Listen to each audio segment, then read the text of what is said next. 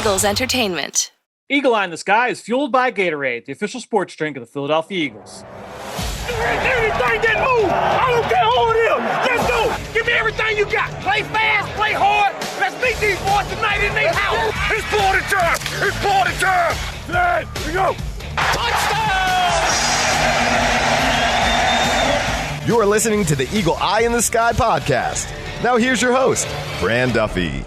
That's right. On the week, we've got 2 training camp practices to break down today as the Eagle Eye in the Sky podcast, fueled by Gatorade, continues. I'm Fran Duffy, and as always, I think we've got a great show for you here on episode number 344. At the top of today's show, we've got Chalk Talk, where I chat with both Ben Fennell and Chris McPherson about not one, but 2 Eagles training camp practices. We've got Sunday's live practice over at Lincoln Financial Field. We will break that down, all of our big takeaways, the plays of the day, everything we saw from the link on Sunday, as well as what we saw at the NovaCare Complex on Tuesday morning. The Eagles getting some good team action in. We saw some one-on-ones, so we'll break it all down right here on the show. Before we get there, a couple things we want to make sure we hit on. Number one, make sure you are subscribed over at the Journey to the Draft podcast. Look, college football season, we are right around the corner, just a few weeks away from the first games kicking off. This is going to be a huge NFL draft for the Philadelphia Eagles in 2022. Make sure you are getting ahead on who the top names are right now. All you have to do is go over, subscribe to the Journey to the Draft podcast, myself, Ben Fennell, Dane Brugler. Every single week, we are breaking down the top names in college football, and I'm going to be pleased to welcome in an Eagles scout, an Eagles college scout each and every week during the regular season. You don't want to miss that. Nowhere else are you going to get that level of access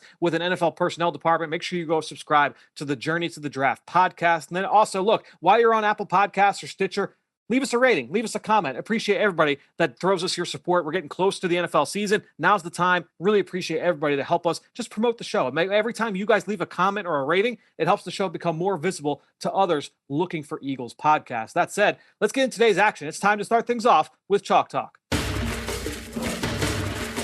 Let's get down to business. It's time for Chalk Talk.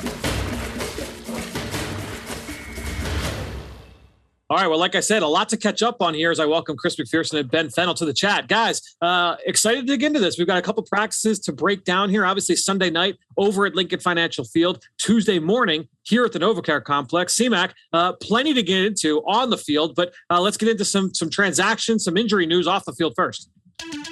I got a bunch of stuff to get into, so I'll try to get through as quickly as possible. Let's go to Sunday, okay? Some position changes, official position changes. Look, if you've been following the podcast, if you've been reading the practice notes, no surprise whatsoever. So real quickly, Jannard Avery officially listed as a linebacker. Hakeem Butler goes from tight end to wide receiver, which is how he started his NFL career. Jack Driscoll gets the tackle guard designation, little versatility there. And Adrian Killens is a wide receiver, okay?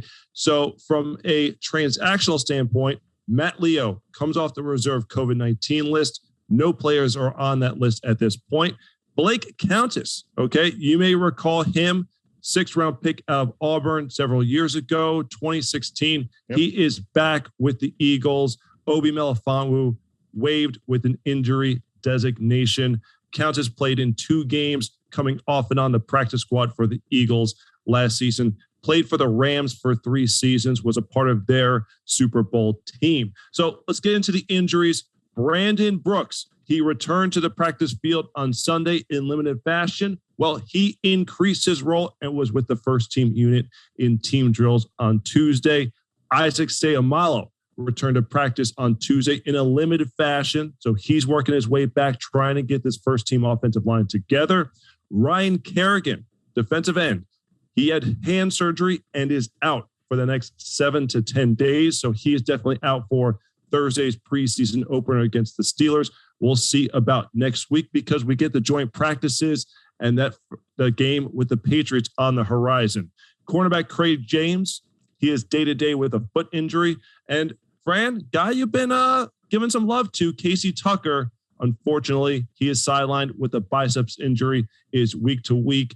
Some in-practice injuries. Tackle Andre Dillard, wide receiver Michael Walker, and safety Kayvon Wallace. They all left with undisclosed injuries during Tuesday's practice. So let me take a deep breath there. And Fran, I'll let you get into what that means from a depth chart standpoint? Yeah. So obviously, like you said, a lot to unpack there. And that's what happens when you have a couple days between podcasts. And I think, look, the big thing, as you mentioned at the top, talking about the position changes. If you've been listening to this podcast since day one of training camp, we've been talking about a lot of these guys working with those position groups. So that should not have come to too much of a surprise. The Eagles just making it official with that announcement leading up to the first preseason game. Some of these injuries obviously going to shake things up on the depth chart. And before we get into what we saw on the practice field today, the Eagles did announce a unofficial depth chart. And it is very important to talk about this unofficially because it's funny because this happens every single year this time going into the first preseason game around the NFL where a head coach for an NFL team goes to his press conference and he's asked about this depth chart that the team put out. And he's like, yeah, I haven't even looked at it. Like very often these depth charts are put together by the PR staffs. So just obviously you take it with a bit of a grain of salt, but the Eagles did put out that unofficial depth chart with the game notes leading into Thursday night, C-Mac. So big thing here, because this is our final podcast, okay, before the Thursday night preseason opener against the Steelers. Kickoff 7:30 p.m. Nick Sirianni was asked about the playing time for the starters, and he said that Jalen Hurts will start. How many series we'll see from him and the first team units on both sides of the ball. He didn't want to put a number of series on that because it's a sliding scale. If the offense, I guess, goes out and has a 15-play drive and scores a touchdown, that might be the night. If they struggle early on, they might have a couple extra series of work out there. So it's kind of a wait and see, but the starters will see some action Thursday night against the Steelers. And I believe that will start, of course, with our game day programming. Right, Fran? That's right. We'll have the kickoff show. We'll have the post game show as well. So make sure you go tuned into that. Myself, Dave Spadaro, and the whole cast and crew over on PhiladelphiaEagles.com, the Eagles mobile app, and the Eagles social channels. All right. So we talked about the unofficial depth chart. Just what did we see out there today? C-Mac, you talked about Brandon Brooks returning to the field. Isaac Seumalo also returning in a limited fashion today. Took part in some individual drills and some warm ups. Still no team action from him. So that would put him in at left guard once he takes the field for team drills. Right guard, you mentioned Brandon Brooks. He saw the field today with team drills. That was good to see. Jordan Mailata, he had the first rep of the first team period at left tackle. Andre Dillard, we'll see what the news is with his injury that he suffered today at practice. Outside of that, it was more of the same. The rotation at linebacker, rotation at safety. Kayvon Wallace got the first reps, but he left practice early as well. So just something for us to monitor. But outside of that, let's get into some of the stuff we saw today. There was plenty to break down. Ben, I'll come to you first. What was your big takeaway walking off the practice field on Tuesday? Well, it's just nice to get into a game week routine as we had the walkthrough yesterday, light practice today, probably a walkthrough tomorrow. Now we're getting into the structure of preparing for a game. It was hot out there. It was humid. It was sticky. Looked a little sluggish. It wasn't that sharp. I didn't think it had really good energy. I'm ready for the pads to pop against some opponents on Thursday. Getting to that point of the summer where you really want kind of a litmus test and figure out where you are heading into the final weeks of camp, because those final weeks are when you have to figure out what those problems were that you maybe didn't see in the mirror. So you have to see it on tape against opponents. And like you had said, C-Mac, love seeing Brandon Brooks back out there. He was participating in some individual stuff on Sunday under the lights at the stadium. Today, participating in team periods. That meant facing Fletcher Cox. And there is no better sharpening iron on this team than big Brandon Brooks against an all-pro caliber player like Fletcher Cox. Just nice seeing 79 and 91 bumping bellies out there once again. But yeah, now you have to start to kind of solidify your team and who the focal points are, and starting to see who, maybe some of the go-to targets are in the offense. And I thought we saw some really good connections and hookups between Hurts and Dallas Goedert today. Some of the better throws that I've seen in camp. We'll talk about that later, probably my plays of the day. But just really nice to kind of start winding down to some actual game action here. I'm excited. Yeah, I mean, I feel like we're out of the dog days of camp where it's like the monotonous same thing each and every day, because starting this week, I mean, obviously we have preseason game on Thursday, but Then there's joint practices each of the next 2 weeks as well. And that kind of cuts through some of that monotony. You've got New England Monday, Tuesday next week, the New York Jets the week after that, the Tuesday, Wednesday after that. So, and then after that, I mean, preseason's over. We'll be talking about week 1 against the Atlanta Falcons. And so I feel like the monotony of training camp starting to wind down. C-Mac, your big takeaway from the practice field here on Tuesday. I will say, with Ben noting the connections on the field, and I thought he did a great job of pointing out Dallas Goedert, who I also thought had a strong day. I'm going to look at the chemistry with the starting outside cornerbacks of Darius Slay and Steve Nelson. This was during the same series in a team period today. Slay did a great job of breaking on a comeback route on a pass intended for Jalen Reagor and came up with the pass breakup. Well, Steve Nelson didn't want to be left out, so he had a pass breakup a few plays later on a throw intended for Travis Fulgham. And then earlier in practice, Nelson did a great job of getting off blocks and getting to Miles Sanders on a screen pass. And Jonathan Gannon and the defensive teammates were all excited and pumped up about the effort that Nelson showed on the play. Slay said after practice today that the two of them, they have a great chemistry. They're making each other better. They're listening and learning from one another. They have some team goals, some big aspirations for this 2021 campaign, and they know they need each other to be at optimum level to be able to achieve them. So I'm pointing out here the connection and the improvement that the secondary has shown with the addition of Steve Nelson to go along with the 3-time Pro Bowler, Darius Slay. Yeah, to me, I mean, that's certainly going to be one of the big pairings for this Eagles team going into the 2021 season. It is obviously shoring up that outside corner spot. And we've talked about how much the addition of Steve Nelson means to that secondary for sure. For me, guys, I mean, the big thing that I kind of took away walking away from today's practice, some praise for some of the rookies. Obviously, look, there's no Devontae Smith out there with the injury, no Landon Dickerson, even like Jacoby Stevens banged up, right? So who are some of the rookies that are going to be making an impact as we'll get to watch them this week? Well, 3 of the big names that I'll have my eye on, I thought really individually kind of earned some praise throughout the course of practice today. Early on, I was over watching the running backs and linebackers run pass routes down in the high red zone. And Kenny Gainwell had a couple of nice reps early on.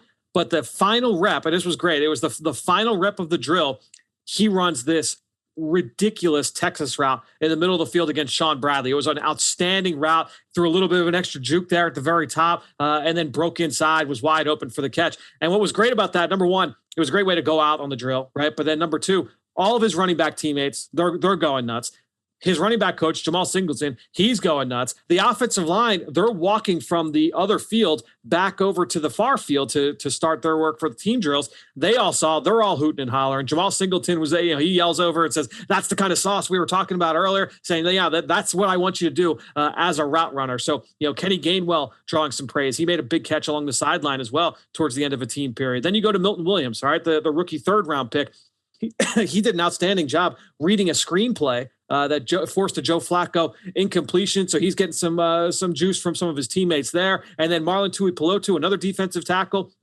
He's a guy that has shown up a couple times here over the last week. I think he's really kind of starting to turn things up. And it was the second to last team period of the day. He had a really nice run stop, right in the middle of the defense, was able to wrap up the running back, and like 3 of his defensive line teammates, guys up there in the front 7, I think a linebacker jumped in there as well. We're all patting him on the head. So clearly when you look at some of these young guys, it was just good. I was going through my notes. What's my takeaway today?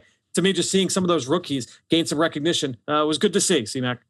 Shocked that you didn't mention the rook, Zach McPherson. And I say that because Darius Slay was being asked a question about McPherson, and Slay said, rook, just refer to him as the rook right now. He hasn't earned the name right. So amazing that you throw in McPherson, who's had a very strong camp along with those guys. But these are the guys who we're going to be excited to see come Thursday night. This is who we want to see. It's been, you want to see the development. You want to see the growth. It's a huge draft class. You want to see the infusion of young talent along with the new head coach and the coaching staff. So many exciting things to see come Thursday night. And these rookies are definitely going to be one of the big storylines. There's been some adversity with the rookies too. I mean, Jacoby Stevens had a nice practice, then got dinged up. Same thing with Devontae Smith. I thought Zach looked great for the first 6-7 practices, came back down to earth the last 2 or so. So he's going to have to bounce back, and that's life with a rookie. and just trying to stack practices and streamline your performances and not be up and down on a daily basis. So it's all about kind of settling down as well and trying to figure out who you're going to be as a professional. Ben, I'm kind of putting you on the spot here for receiver DB 101. So I was not over there. I was watching the running backs, linebackers. Did anything stand out? Was there a rep or two that kind of caught your eye from today with the receivers going up against the defensive backs? Yeah, there's a couple, right at the end of it, the last rep, as a matter of fact, in the series, rookie, Zach McPherson gave up a reception. He was really frustrated. Right up his butt. After that rep, Darius Slay came over and was working on technique or some sort of correction, made Zach actually a second late for the next period. I think it was special teams, but to see the veteran come over and work with him, McPherson was clearly frustrated, but clearly looking to take that advice and get better. And my other note in the period, wicked route by Greg Ward on Avonte Maddox, but that wasn't my note. One of the better deep balls I had seen all of camp. Hurts threw about a 50 or 55-yard fade down the right sideline to Jalen Reagor, dropped that right in the bucket over the outside shoulder. Reagor did everything right, held the red line, gave that nice window for the quarterback to drop it in. But Steven Nelson just does not quit on the play. Those long arms are constantly raking and poking. I don't know if he touched the ball, Reagor's hands, Reagor's shoulder, but it was just enough to disrupt that catch point and force the incompletion. But one of the better throws I saw from Jalen Hurts, and maybe one of the better days throwing the ball in the intermediate and deep parts of the field for our quarterback. But I missed that play. I forgot that play. You can't make the throw and make the catch, so you need everyone to do their part out there. Jalen Hurts threw some nice balls up. Well, let's go. I was going to say this for a little bit later, but that's a great segue. I was going to ask, look, we didn't talk about Sunday's practice over at Lincoln Financial Field. So I figured, all right, for our plays of the day, let's incorporate both days of practice and say, all right, we'll talk about Tuesday and Sunday. Is there an individual rep or a couple of reps that stand out to you, Ben? You mentioned you wanted to talk about some of these Jalen Hurts throws earlier in the show.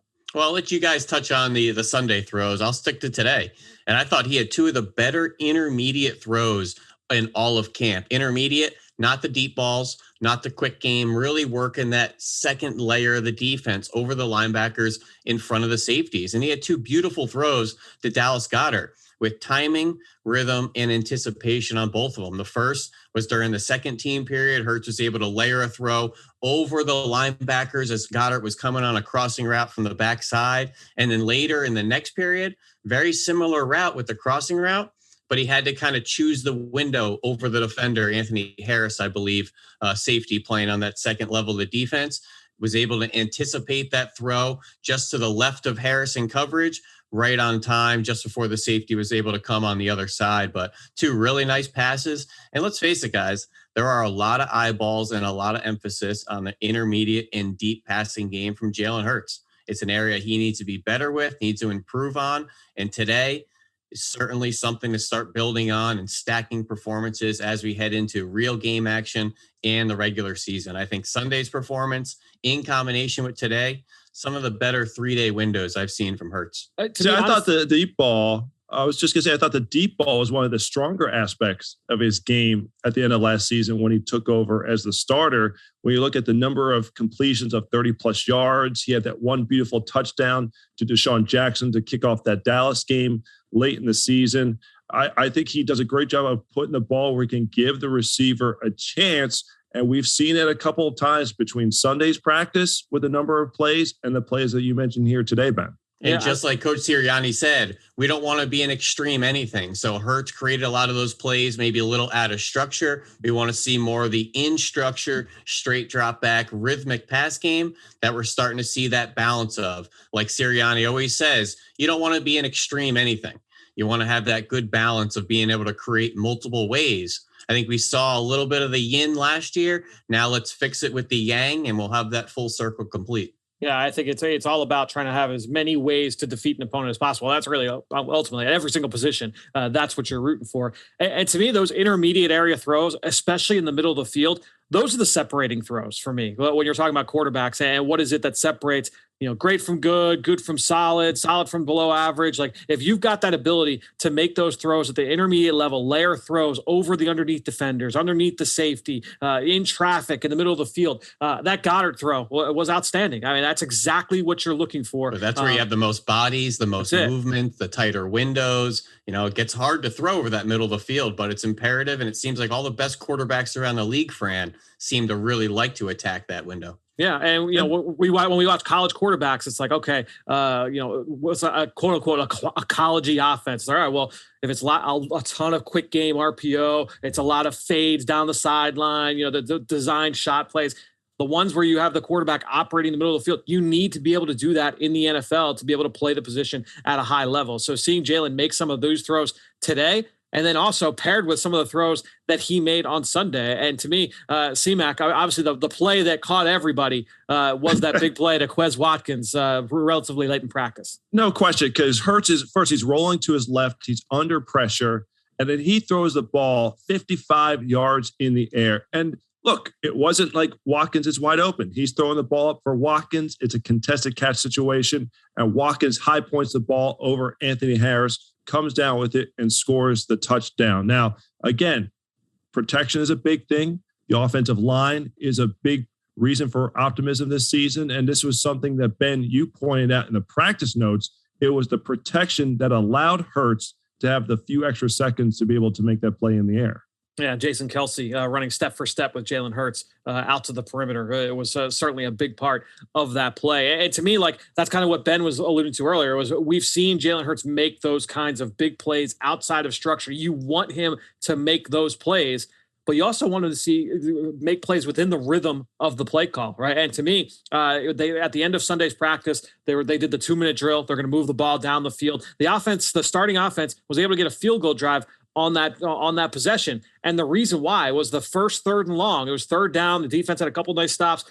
Jalen Hurts drops back and within rhythm hits Travis Fulgham down the right sideline. A beautiful touch throw outside the numbers. Fulgham comes through with a great acrobatic catch to the ground. Great throw, great catch. That's what you're looking for. You're looking for all these things. So for me, like really good sign that Jalen Hurts is starting to stack a couple of really good practices together. We've seen some good throws, not just quick game, not just the design deep balls, and not just outside of structure, but he's checking lots of boxes. He's hitting receivers in all different areas of the field, inside and outside of structure. I think that's a really good sign. But to me, that was maybe one of the biggest plays of the week, not even just over the last 2 days. I loved that throw late in practice from Hurts to Travis Fulgham.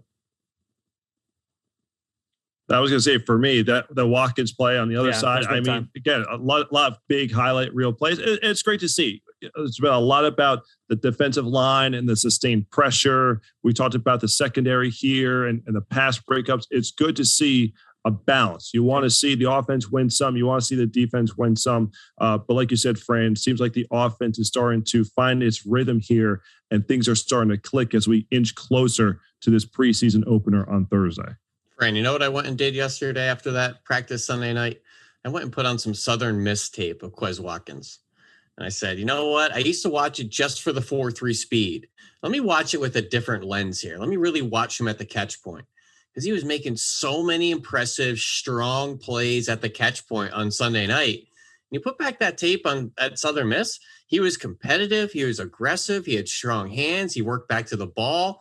He looked much more competitive and strong at the catch point than I maybe gave him credit for. And maybe it's that lean, slight frame and the 4.3 speed that kind of, were the headlines on his resume as a prospect.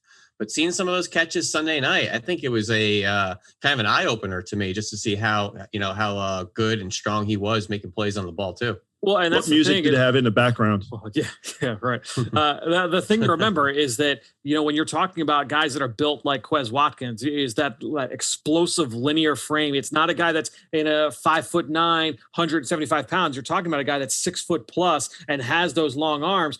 When you are built like that and you run 4.3, that doesn't just mean speed. That means explosiveness and leaping ability, that ability to go up and over people. And he flashes that ability. I mean, there's no question. And now what you're seeing is receivers very often, they come from an offense in college where maybe they didn't run a full route tree, or, they just weren't a disciplined route runner. They didn't do a great job with their release package against press coverage. That was Quez Watkins a year ago. Then you go a full year of development. You're working on your craft. You're trying to get better at the details. And now you're not doing as much thinking out there. Your routes are a little bit crisper. They're a little bit sharper. And you're seeing that from Quez Watkins. I mean, every day he's been making plays in practice. And honestly, that was my big takeaway from Sunday, guys, was just, seeing him make plays. It wasn't just that deep ball. I mean, he had a big catch in the 2-minute drill. He had the deep dig that he caught. That was in the 7-on-7, right, from Flacco. He had a touchdown from Flacco in the opening team period. I mean, he had plays in each and every team session on Sunday over at the link. So to me, looking at Quez Watkins, like, all right, like this is a guy that's making a play to earn his job on this team, right? He is without question having an outstanding camp. So Quez Watkins, that was my big takeaway coming from Sunday, C-Mac. I don't know if you had some that was a big takeaway for you. No, it was the Jalen Hurts and the deep ball and the explosiveness of the pass game. A credit to the fans, almost 26,000 fans, in attendance. It was just a great scene. Great to have that reunion, that love affair between the team and the fans back again. It makes for such a different atmosphere. It's going to be so interesting to see a guy like Jalen Hurts, who's going through his first, full season as a starter, have to deal with these different environments, these road environments that he didn't have to a year ago. Did have to in Dallas at the end of last season, but overall, a lot of these stadiums, especially you look at the Eagles and Lincoln Financial Field, the Eagles did not have the home field advantage due in large part to not having fans there. So it's going to make a big difference for teams coming to Link this season. No question about it. It was just awesome to have that atmosphere, that buzz over at the stadium. Ben, your big takeaway from Sunday. Take us out here. So 2 quick takeaways here. One, I'm predicting right now, I think we have the most diverse run game in the NFL. When we get under center or we're about to run the team offense, some run plays are coming on early downs. I have no idea what's coming, whether it's lateral runs, inside zone, power, hand it to the running back, zone reads, end arounds. I feel like they're so diverse. And I think the strength is in the offensive line. I mean, Lane Johnson can move you and play on the perimeter. Jason Kelsey is as athletic as they come, whether it's Dillard or Mulata, very versatile skill set. Obviously, the guards have been all over the place, expecting Brandon Brooks and Sayamalu in there, but just a very diverse skill set. And the other thing, this tight end position, we talk about, Tyree Jackson a little bit. Richard Rodgers is out there. Caleb Wilson. There's some former receivers, former quarterbacks, converts. You think they can all contribute in the pass game. I got news for you. These tight ends have to block too. Who do they sometimes have to block? Defensive ends. Who's moving to defensive end lately? Milton Williams, nearly 300 pounds, man. Sometimes it's Richard Rodgers one-on-one against Milton Williams. Or today we saw Tyree Jackson one-on-one against nearly 300-pound Milton Williams. That tight end spot isn't so sexy all the time. They get to catch passes in the end zone, the red zone, make their plays, down the field, stretching the seam. They got to do some dirty work too. And sometimes it's not a fun assignment out there, especially the way our defensive linemen play up and down the front. Sometimes luck of the draw. Hey, I got to block the backside end here. Oh, shoot. That's, Derek Barnett or Milton Williams. Oh, Fletcher Cox is kicked out this time. Suddenly life comes at you fast. So just little funny moments like that out there, especially Tyree just being a former quarterback. It's like, life comes at you fast in the NFL field out here. Just kind of funny to watch him. I mean, a year ago, the guy was in the film room watching film with Josh Allen in Buffalo. He was a quarterback a year ago. So it's certainly literally battling 300-pound defensive ends, trying to max protect for another quarterback to look down the field. Just funny to see these guys kind of transition and do whatever they can to make an NFL team. You and I have, we're watching film of whether it's college or NFL. We'll pause the screen. We'll pause the tape sometimes. We'll just look at it. It was like, you sure you wanted to make this move? Are you sure this is exactly what you wanted to do? And I feel like that's one of those scenarios where it's like, man, like it seemed like a good idea. That certainly is tough sledding at times at the point of attack. Well, guys, we broke down 2 practices here today. We've got plenty to talk about when we come back. We'll be doing another podcast the day the Eagles practice next, which will be, I believe, Saturday, C-Mac, right? Nothing on Friday. Not until Saturday. We'll be back Saturday.